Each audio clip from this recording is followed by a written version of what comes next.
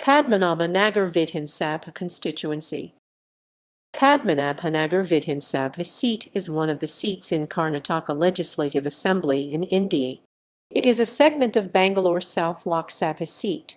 Padmanabhanagar constituency Padmanabhanagar came into existence after the 2008 members of Vidhan Sabha.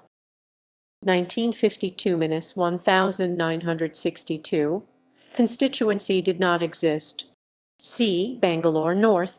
1962–2008 constituency did not exist.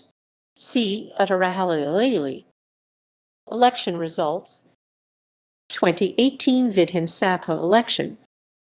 R. Ashoka BJP 77,868 votes. BK Gopal JDS 45,702, 202, 202. 2013 Vidhan Sabha election. R. Ashoka BJP 53,680 votes. L.S. Chetan Gowda INC 33,557. Dr. M.R.V. Prasad JDS 26,272. 22 Wu 22. 2008 Vidhan Sabha election. R. Ashoka BJP 61,561 votes. M.V. Prasad Babu Kabadi Babu JDS 30,285.